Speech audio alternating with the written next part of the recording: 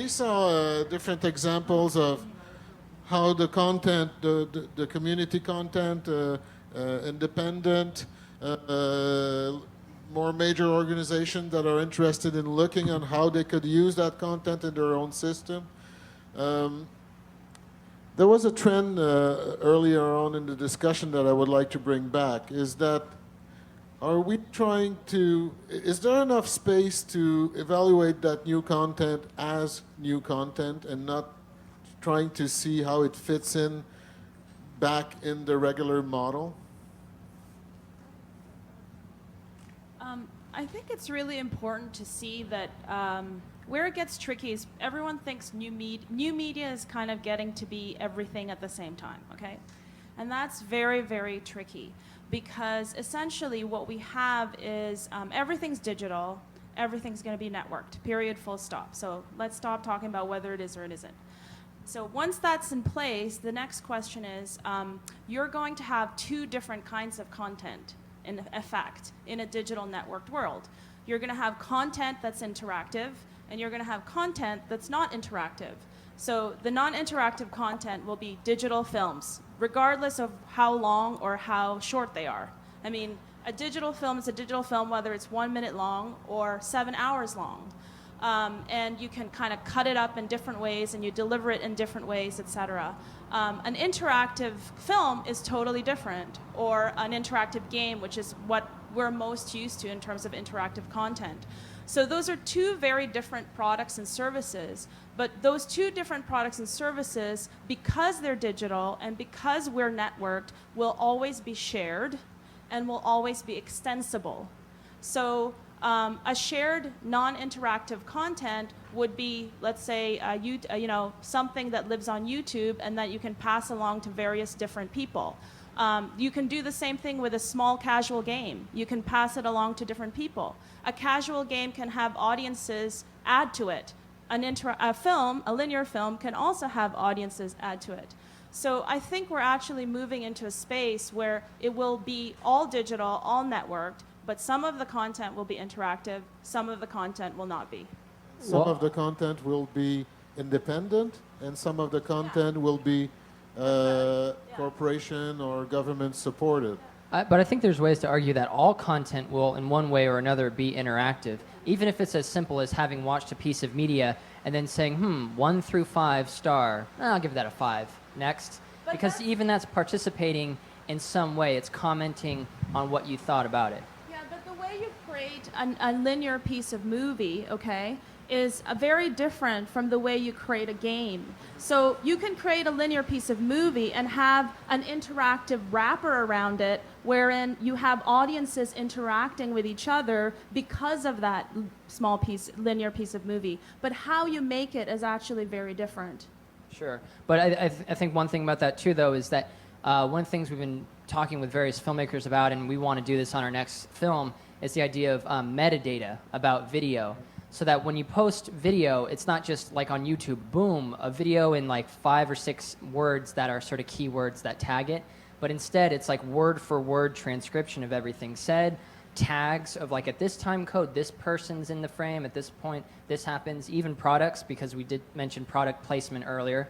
Not that you would go out of your way to put the product in there, but if the product's sitting there and you're like, what is that cell phone? I've been seeing that everywhere. I want to go buy it. There could be affiliate relationships there. There's a lot of incentive to want to actually get as much metadata around a piece of footage as possible. But then at that point, something kind of interesting happens, which is that you could actually dissect every piece of video that's out there. Say you want to do a search for videos on the web about dogs. You might be able to see a documentary that's edited on the fly of dogs from recent films that have come out. Maybe you filter it based on other things. But in some ways, like I look at the whole idea of posting like one finished edited piece as kind of like naive. And in a way, what we're going to see is everything being dissectable. And what I hope is also that when you're doing that and you're drilling down into a video, you could see the raw like interviews that made up a documentary and really sort of swim through video in a way that we can't really understand today because we haven't seen that happen yet. But everything will be dissectable because it's digital. So the moment it's digital, it's dissectable. That's one of the Well, characteristics of the if the digital metadata medium. if the metadata is there, because Yeah. right now a YouTube video But is you stuck could on also YouTube. just say, okay, you have the tools to just, you don't need metadata to dissect a video today. What I mean by dissectable is that you've got metadata like, oh, what was the original source on this? Oh, it's a link to the raw 1 hour thing right there. So in that way, you know, people talk about the semantic web and sort of a formal way of when you create an HTML link, it's done like this. It links back to the original document. There's all these formalities. These formalities don't exist with digital video. We have a couple codecs, and that's it. Can I add something? I think I agree with both of you because like everybody first when interactivity arrived, everybody was saying, okay, it's the end of linear storytelling, and everybody started experimenting with slicing videos and choosing how you want to edit your video live, and it's true that in the end this ended up more in the realm of video games, and that's where it actually happened. But linear storytelling is not dead, and YouTube is the best proof that people still want to watch a linear piece, that you have control over the story you're telling the audience. What has changed, and where I agree with you, is the access and the interactivity has come to improve the experience of accessing that content with all the related video, just the voting and the stats and all the metadata stuff that's still to come. This is where interactivity really just became like an add-on on top of linear video and storytelling. At the same time, computers change, programs change, and sometimes innovation doesn't come from where we think. That we're very strong on that. We started doing things for actors and dancers, and suddenly it's being used in schools. So technology can be seen multi-purpose. What you're saying to me makes me think of there's a project with the Centre de Recherche, the Research Technology Center in Montreal, and they're working to get subtitles for people who don't hear. Okay, so they're actually developing a whole new system in which the system is listening to the scene, putting text, and then making cuts, not making cuts, but saying this, somebody opened up the door, they went through here, and things like that. It analyzes the scene. But then you think in 5 years, not only the non-hearing person will be able to see that, but you could use that and change that text into metadata, and then do whatever you want to do. So information is becoming, there's one storytelling that was originally, and then suddenly it's going to be mashed up a lot. But I think we're in a, we say at SAT, we're in a mutant period where it's a mutation of culture. It's not an evolution of culture, it's a mutation that's coming on. So suddenly we'll have to play with that stuff, and since more and more of the public is the ones who are the voters, then probably in 10, 20, 30 years, there's a new genre that people will develop by themselves by what they like and they don't like. But I agree that storytelling is not finished. I hope it will always be, and the Indian community is really understand that very well. It's a way to transmit history and culture. We went through a space in which mass media decided what we would say and hear, and now we're going back to a space where people want to talk and listen at the same time. So.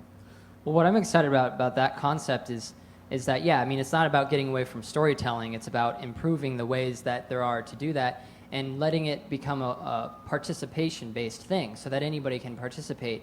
So, yeah, when you're talking about the mashups, I think it'd be great if a bunch of people could, like, post videos about a particular topic, and then a professional can come in and say, well, all of these things are available at my disposal, let's cut them together, and then, yeah, they get transcribed as they get uploaded, and then in the final work, everything is interactive in a way, because it's like, it's put together in a way that's both user-generated but also professional. And so all these things that are black and white, I think, are not, that's all I was kind of saying, is I don't think it's important to say there's two types of anything, because it's all just like, you know, user-generated, professional, all the above. One of the next things I think that we can really hope to see is the idea of contextualization. Like, how do we find all this stuff that's going on out there? How do we know, how does things come to us, as you were bringing up earlier? And also, I think the age-old notion, as you mentioned, is of genre. you know, if we're looking for new works in whatever formats or however they're presented, if I'm looking for a particular film in a particular style, how do existing medias, even in the newest forms, sort of get transposed and their genres come out, and so that we can find them? I think that's something that we'll be looking for, that the Web 3.0 is actually moving towards. It's contextualizing all these different elements of the web that are coming up now, including the media, the products, the user data, all the other information surrounding the media itself. For that, I think, and you have a search on Seraphim, and there's like maybe 8 first topic, and then you have to click 5 or whatever to go next page. I don't know how much they're paying to be a first page for the Seraphim company. You know, like, okay, like what's best noodle in Montreal? This guy must pay money for the Seraphim company. That's what's happening in Japan. You know, and people think, well, because they're popular and they have money, you know, that they don't complain. Because if you are really picky, no, it's not right. We have to find like real one by ourselves. Then like, you know, they just said, okay, click next and next, maybe 500 times, and then you'll see some information. And they said, like, we don't cheat it, because anyway, you see the information. See.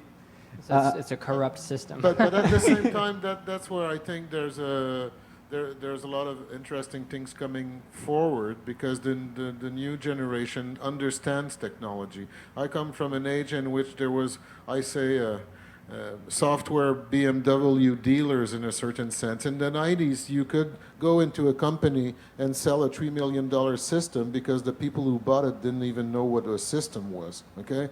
So at a certain point, that's there, but then suddenly you cannot go into that company again, because probably the system administrator is 22 years old and he's going to tell his boss, well, why are you paying $3 million? I mean, I can get that in open source. So that's what I was saying. People are getting older, they have more influence, they have more experience, and it's only like 5 or 6 years that, I mean, in 85. I think right now we already start having a choice of follow the big ad agencies list or independent list. We already have a choice. Like, if you don't like this list, you can go this. Yeah, well, you there have should a be choice unlimited lists. Yeah. I mean, unlimited homepages. You shouldn't be limited to. It was the original AOL didn't let you go see everything that was on the internet. They brought you to a place, and it was very corrupt like that, where it's like, here's what's on the homepage. We're getting paid. MySpace does the same thing, of course. Every day, their homepage is redesigned to be promoting some other movie.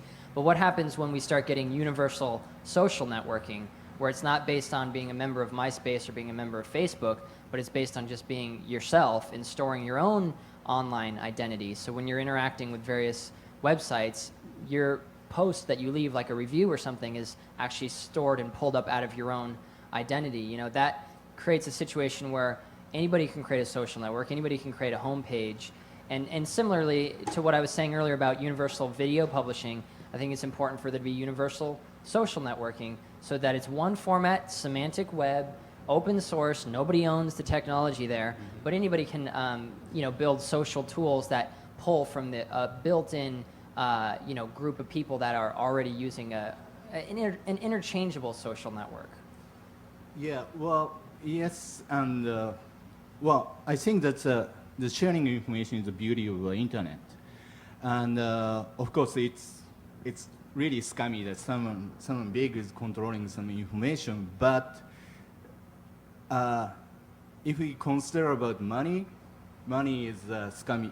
The scummy guy has money, and pure innocent people doesn't have money. So, and as a creator, we have to decide who we're gonna deal with. And like, for example, like 10 years ago, short film is kind of like committing suicide. You spend your year to write a script and go get some fund, or you work really hard to make some small money to shoot a film, and then maybe if your film is good enough, play at some film festival like few times. And some nice producer said, "Wow, your film is great. Maybe one day we'll talk." And then, you come back in your apartment with your film. Like, okay, what are we gonna do next? But now, of course, we have a chance, to show anywhere. And what I wanna say is, when I talk to independent film producer, they said, okay, yeah, I watch YouTube, I check many independent film on the web, there is so many interesting, very good stuff, and I'm keep contacting. And when I talk to one of the Japanese biggest TV station producer, and he's very interested to do something like YouTube or kind of stuff, and I said, you do web? No, I do golf. I do what? He play golf, If he has a time to play on the internet, he goes to the golf. And I agree that because he doesn't need to see it, because he just wait until something became really popular, and then he just grab it, and yeah, that's his business. And of course, there is in between there is many different type of producers, and as audience, we have a selection, and also as creator, we have a selection to choose. Yeah, I wanted to add when you're saying about the young, the sweet, innocent people having trouble putting their work out on the video cell phones. One important aspect to keep in mind is the title, because when you finally do click through and find that content, people will download a title that appeals to them. And the titles that tend to appeal are the titles that are sexy or racy. Even if that has nothing to do with the content, that's what they'll... But we got to say that that's also a corrupt system. I mean, we shouldn't have to rely on that, should we? Well, one of the problems that we were mentioning, for me, I'm not having all set on my shoulders, but when we were talking about it in the committee, we decided not to put too much time on cell phones until there are IP phones. Because artists and creators really saw the internet and have total, there's no barriers between a producer or a distributor and the public, like what you did.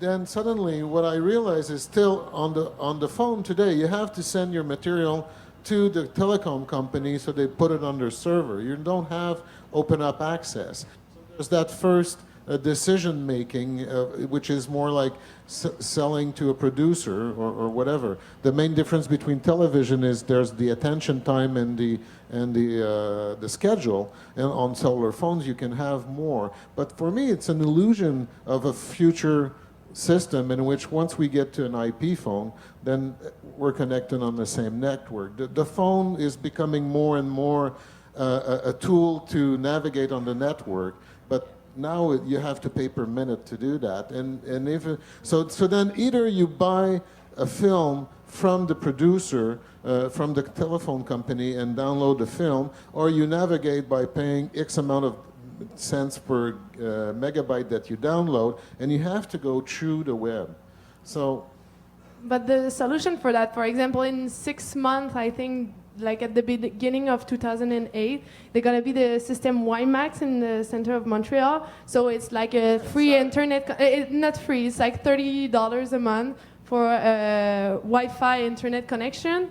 And so if you're like, I think it's going like maybe 5 kilometers around like center of Montreal, more or less. And if you have your computer or if you have your cell phone, you can like use the internet connection even for making like IP phone call or using internet for do whatever you want. And instead of like having internet at home, you having always with you wherever you want to go. And they're gonna like it's gonna start like in February, and like it's gonna be like 10 kilometers, but after they want to put more, and so like the complete island of Montreal will be like a WiMAX system, so you could just have to subscribe to them. And for example, my cell phone like can do IP phone, but I can use it like I'm only using it when I'm at home or like or more or less. But in the phone company doesn't want to sell this phone. I bought this phone like kind of illegally, like it's a crack phone, because they don't want to sell me that phone, because I'm gonna do video with it. I'm gonna like send it in the internet by my phone, and they don't want me to use that kind of stuff. I would like to go out of the cell phone 1 second. I mean, we're talking about cinema here. We're talking about independent filmmaking and short films and new ways to distribute film.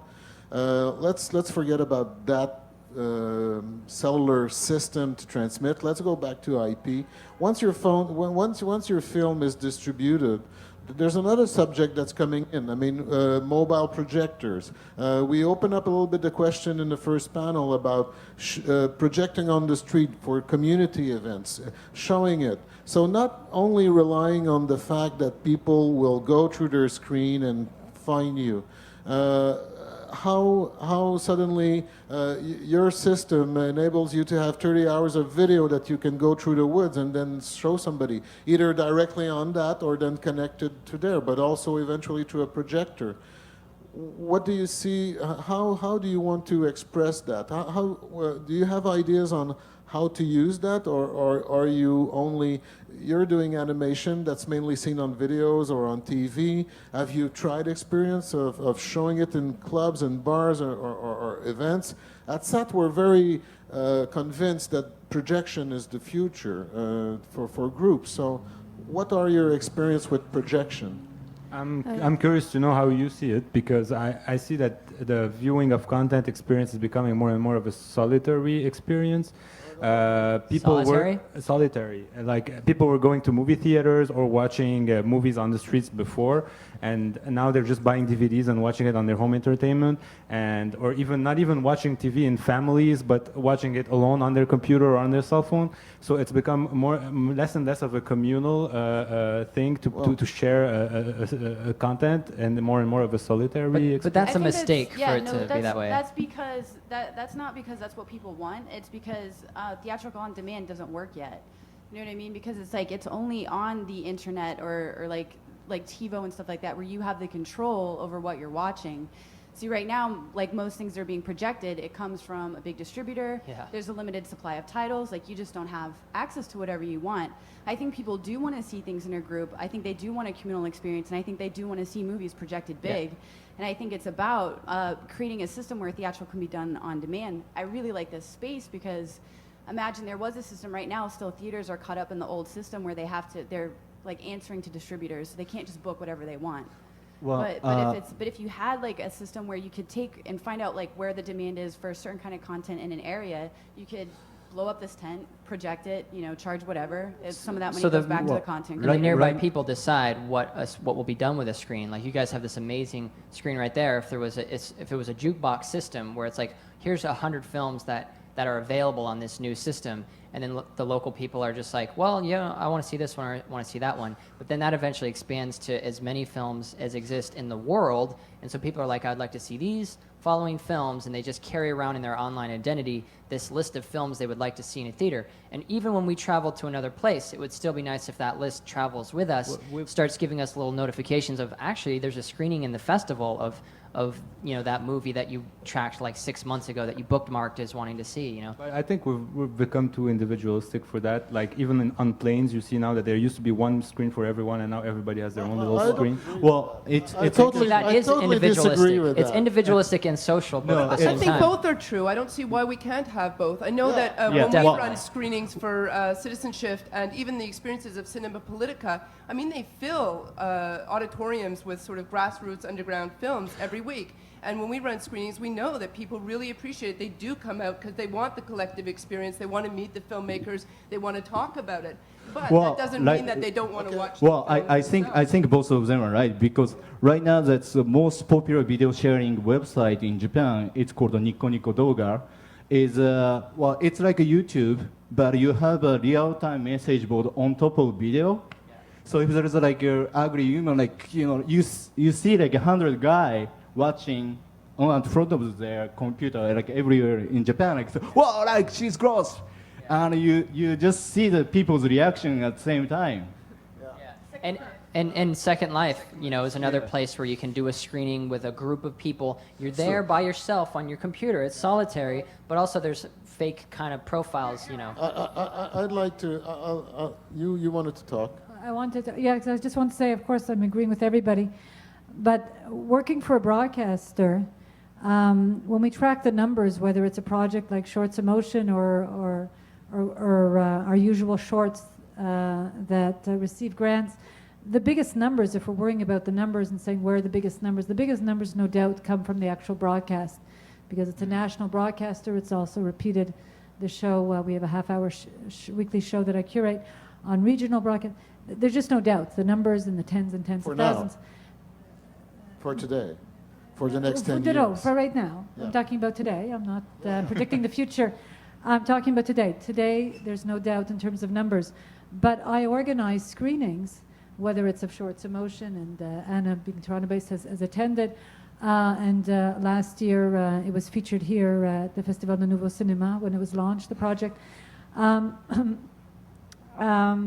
So screenings of shorts, whether it's Shorts Emotion or other shorts, we make a real point of organizing screenings across Canada, abroad too, when it's a prestigious event and worthy of the effort, because there's nothing that replaces that experience, and especially for the filmmakers and artists involved who can be present, knowing on paper that 250,000 people saw your work on a broadcast, but it's a number. It might be very satisfying, but and that's considered a small number in broadcast, I'm sure, especially for the States, but a significant number for a short in Canada. But to sit, whether it's with 100 people or 400 people in an audience in the dark, who are only focusing on that, and you're with them, and you can see when they laugh at the right moments or they don't laugh, and how strong their applause, and just go through it with them and have them come up to you and talk. There is absolutely nothing that can replace that experience. So even though I work for a broadcaster, and I'm proud that they broadcast the shorts and that people across the country, because not everybody can come out. And there are people that you couldn't pay them to come see a short film. But if you catch them by surprise because they're channel surfing, that's the beauty. And there's a lot of beauty to it. But there's nothing that replaces that live experience. And I think that we all agree that we want to find ways to enhance it and keep it. And that's why I just want to repeat that this project, Shorts Emotion, was not made for mobile. It was made for multiple platforms. Speaking of multiple platforms. All right, so what I'd like to say, I'll answer your call. Yes, I'd like to say something. For me, cell phones, the web, projection room are all tools. At Parole Citoyenne, we always think about content first. It's the people who tell us we're interested by that or we're interested by that. We'd like to talk about that with other persons. And since we have the content, then we look at the tools to see how we could make those people link together. So yeah, at the beginning, I think it's the content. Yeah, I agree with you in the sense that we're still that's why I was asking how much are we connected in all ways of seeing content. Well, suddenly it's digital. It can be everything. When we started doing multimedia, I opposed to that. I said, I'm not doing multimedia, I'm doing plurimedia. I can do print, I can do film, I can do whatever I want. I'm going to choose each media as their own connection to the people, to how they react. And to answer the fact, what we do in research is we are not, SAT is very poor, and apart from Melanie, we're struggling with our website. For us, it's a communication tool. The real thing happens in that room, in this space, and that's where we want. Because for sure, this for me is the equivalent of reading a book. That's a solitary experience you had in culture before, reading a book, listening to a music or whatever. But then you go outside, you have a beer with your friends, you do things together. And that has to come back in culture. And suddenly, that's why I'm asking you, how about projection? This is only the first phase. The screen, the web, everybody alone in their place. Yes, I'm connected to the community, but if my friend is on the other computer in the same room, we won't speak for 2 hours because we're each concentrated. It's like TV, interactive, but like I was having discussion earlier, suddenly when the TV happened, it was the first time that people were not together. They were together on the couch, but there was a shh, I want to listen. Okay, so no discussions for 3 hours. So then coming back into a projection mode, into a group mode, for me, that's a very strong activity in culture. Yeah, I mean, I think it's really important that that there be a digital network that's created by filmmakers and festivals and people with screening spaces, so that if you have independent content, you can just distribute to wherever.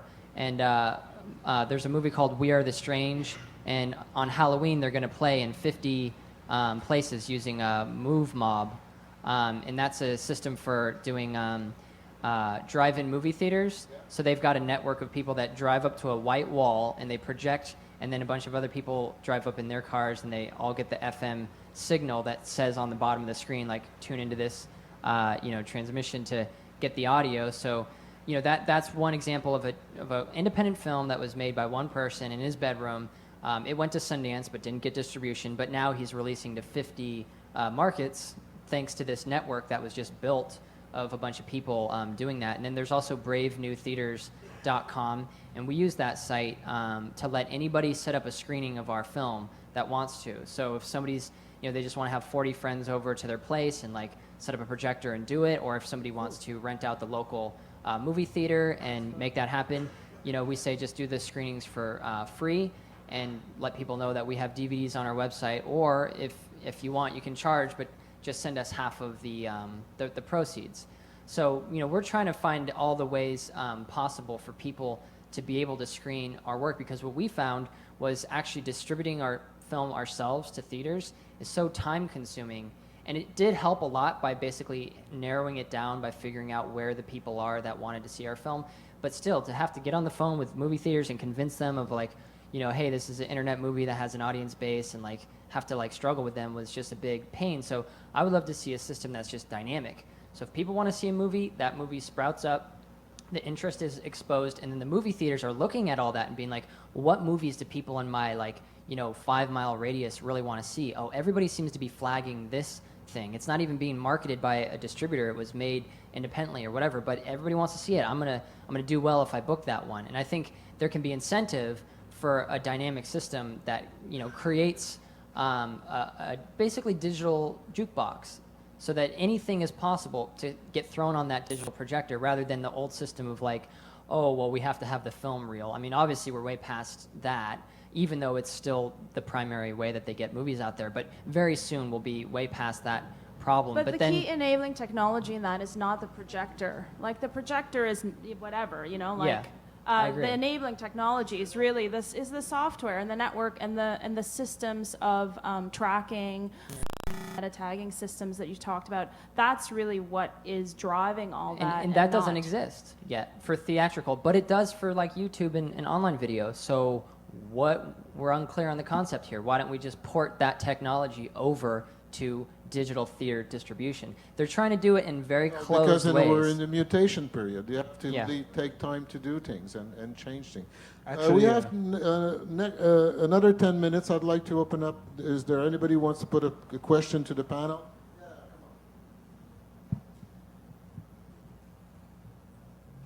Thank you. I appreciate. So I'm going to come at this question from being a producer, a curator, a programmer, and a reluctant sort of, I don't know, I'm reluctant about mass perusal of content, if there's such a way to say that. And I'll just tell an anecdote. As a maker, I work in archival footage, and as a maker, I've also sold my work to broadcasters, and I've been very careful to pay and clear for the rights to use my work. As a producer, I work around trying to pay those rights, but I respect that, and I respect that content. I've had people come to me and say, because of the internet or because of the way that content is now all fragmented and fragile, we're just going to continue to reuse your content. You reuse somebody else's, so we'll reuse yours. And I've had to, as a producer, almost, cease and desist people. But as an anarchist, really, as a media anarchist, I'm against that. So I'm really in the middle. And I guess I'm also appealing to all of you as a curator. I am always looking at content first, and I work with filmmakers whose work I would never put on YouTube. We're going to show them here at the Festival Nouveau Cinema. I'm going to show them at the Museum of Modern Art. I'm going to show them at the Whitney Biennial. At some point, they may do work that works on YouTube, but to sort of insist that there's this monolithic way of making content is very dangerous, because art is not monolithic, and there's many creators throughout time who haven't made work that's acceptable to the masses. And it's the same with indie music. I mean, we all listen to certain music right now, but if you were in like the trenches of punk rock very early on, no one was listening to that music. And now it's just it can be easily disseminated. So that's my sort of rant, but I appreciate what everybody said, but I think the important thing to always remember is about the content and to have respect for each creator. And you know what? There's a lot of shit out there, and there's a lot of great work. And just to, thanks for that comment. And just to talk about content too, I think it's important to know that when you say content, I guess most people perhaps in this room are thinking, okay, you're talking at those films that people make, right? But when I say that content, it's different when you create interactive content. The intention is different, the process is different, the way you make meaning is different, and even within interactive content, there are multiple genres. And of course, that entire thing is the same for linear content, non-interactive content too. So it's really important to understand that the form and how you make something takes a long time, and you have to have integrity and intention in making it. And then how you disseminate that is crucial to the types of audiences you want to appeal to, and what actually feels good for the type of story you're trying to tell. Are you saying that Four Eyed Monster didn't put a lot of time into doing what they did, or what? No, of course not. Why wouldn't I say that? So it's not a matter of integrity. It's a matter of how reaching your public. Well, I agree with everything she's saying, though. It's about the integrity has to span across the entire value chain, is what I'm saying, so that the creative process has integrity, and therefore it has a particular type of meaning associated with it, and then therefore how you distribute it, how you market it, what your audience is all related to that. So you can't just take, I'm just basically repeating what she said, which is not everything. You can't throw everything up there in one big pool. However, maybe you can. Maybe right now you can't. Maybe right now it's sort of, you have to think very carefully about YouTube and the implications. You're gonna look like a user-generating weirdo if you post your short films on YouTube. And it might be an art film, but there's some nudity or there's something kind of racy about it. And instead of being looked at as art, now it's being looked at as literal. Well, and then you're like screwed. Putting something up on the web is not like putting it up for the masses. It's about your discovery mechanism. It's about being able to be discovered by your niche. Like, just because we put something about on the web doesn't mean it's for fucking everybody. In fact, like, the whole point of it being on the web is somebody can watch 3 minutes of it, go, that's not for me, and like move on. And opt out of the situation. So what you want is the whole gallery system. I mean, if we're going to talk smack about mainstream, Hollywood and everything, we also have to do the same about, big galleries that are very selective about what they show. We're trying to kind of move away from that sort of thing. And also, if we're going to talk smack about, Hollywood for trying to control if a film comes out in theaters first or on DVD and be very constricting about their media, then we also have to acknowledge that for us to then turn around and do the same thing and try and control the mediums in which our art is viewed is just as naive as them trying to control it, and we'll all fail. Anyone who tries to control all this stuff is going to fail. The people who are in control is very clear, is the audience, the person who decides for themselves how they will engage with something. So what I'm talking about is basically saying, well, let's just acknowledge that the audience is in control. They will watch it in whatever the way they want to watch it. So that being the case, let's build around that, and let's build a system in which you can post art films on the internet.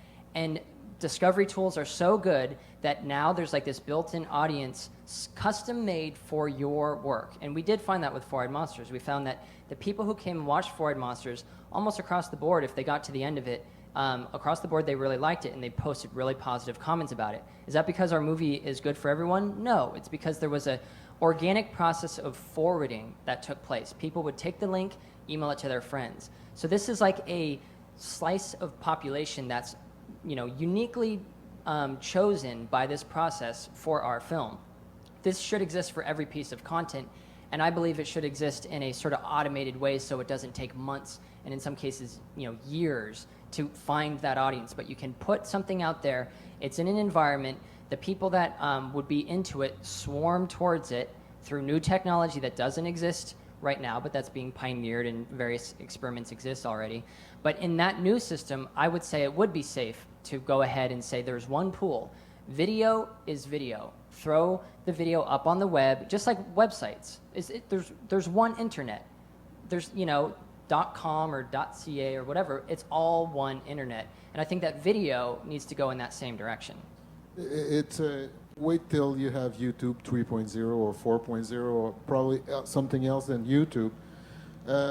It seems like we want to say traditional film, new media. It's not, new media is old enough that there are genres, that there are different ways of using it. It's not, we still don't have the terms for it, but it's changed very much. The same way when multimedia came in. I was saying, well, no, multimedia in '67 was 20 slide projectors and dancers on the screens and lights. It wasn't a CD. There was, that word was used for something else. But we want to put everything in the one word. Oh, it's a new media. I mean, look at the new Canada government for the last 2 years. I mean, come on, let's be more precise at one point. We have words to say things. But at the same time we're trying to say things, the medium is changing all the time. So it's okay. I agree with the fact that we have a fantastic distribution channel that can connect with everybody. And do the test. Put your web page and don't advertise and don't go into your community. Nobody will see it. I mean, it's not because you're on the web that suddenly the mass will come in. And I think the mass is not a mass. It's multiple groups. So in a sense, there are groups that will find their ways and find interesting stuff. But I still agree that it's smart that you have strategies, because you always want to have strategies.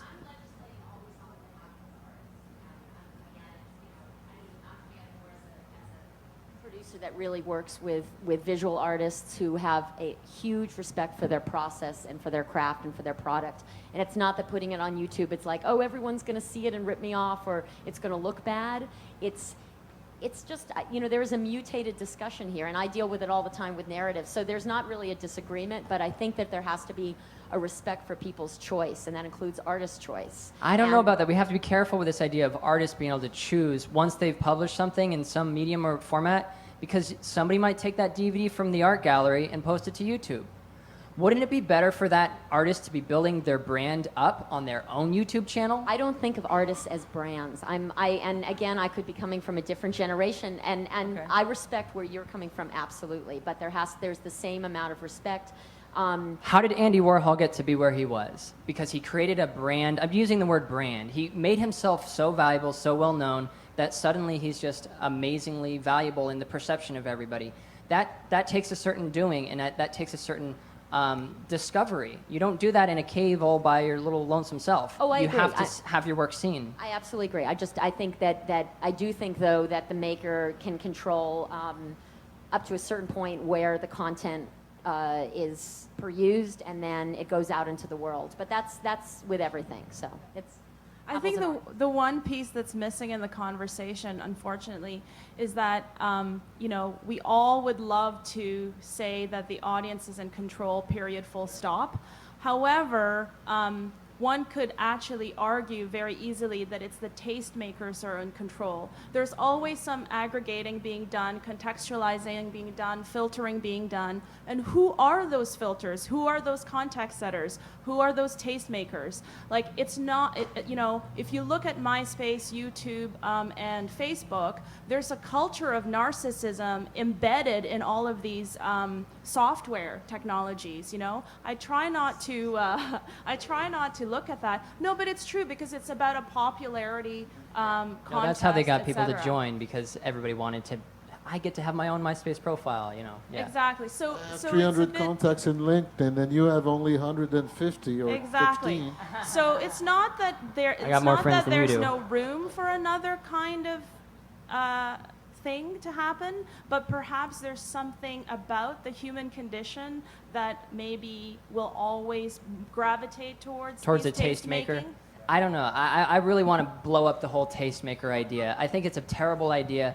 And you were saying something earlier when we were. It's a reality. Well, No, it's a reality. I'm It is sorry, a reality. Like, even today, when a lot of It's bad, though. A lot We of know it's clips bad. that get success on YouTube are because they're pushed on a certain blog that's popular. On Yeah. there are tastemakers and reviewers that kind of channel. Okay, let me and rephrase. people are It's not okay necessarily to- the best reviewers or the best. It's okay to have judges. tastemakers, but I don't think we should rely on that. I don't think that should be the only system in which you can discover things. TV, you could say they're just curating. Here's some information, here's some news, here's some stuff. Newspapers, you could say they're doing the same thing. They're just kind of selecting and sharing. The homepage of YouTube, absolutely. They're selecting certain things. But we all know that's crap. But we all know that that's all crap. Right. So what we do as organic human beings, and this is much more natural, much more human, is we talk to our friends. And in that conversation, we find out about media and things that Who's are the relevant coolest to guy us. amongst your friends? A tastemaker. Some friends are tastemakers, but ultimately what I'm saying is that smaller little pool of people, you and your friends, and having that determine like what you'll discover and watch is a much better mechanism than the big thing above. That's the tastemaker that we should all bow down to, the TV station, the homepage, the whole corrupt thing. So then YouTube is a good thing because it's a platform where basically it's anarchy when everybody can post whatever and there's shite and there's gems on YouTube, fine, you know. Yeah, But, but we still it's, need it's better the opposite systems of than TV YouTube. where you only have one. I invite you to continue this conversation around the bar. We have to close down the space now. It's 6 o'clock. Thank you very much. Fortunately, this is the first edition of SAT and FNC at the same time, and I know we're going to talk about this for at least another 10 years. And we'll see the mutation. Thank you very much. Thank you, guys.